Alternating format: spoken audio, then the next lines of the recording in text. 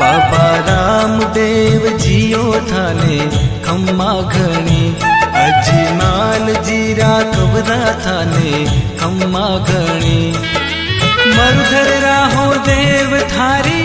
दजा फरू के थारा देश में साचा मनशु धावे जिणरो जन्म सफल होवे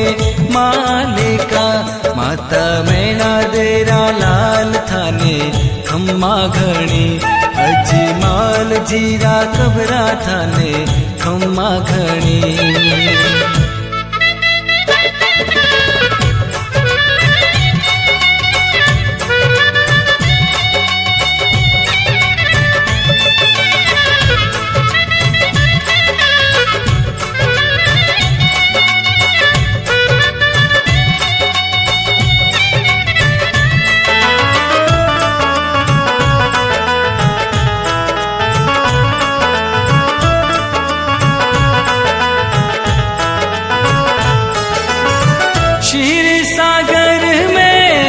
अजमल जी ने धनिया दिनों थे वरदान जी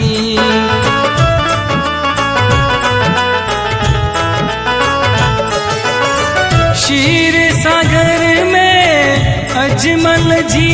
ने धनिया दिनों थे वरदान जी मास भादवारी बीज चालनी आउला राखण थारो मान जी धरा पे चमसू आप पधार्या बालक बनने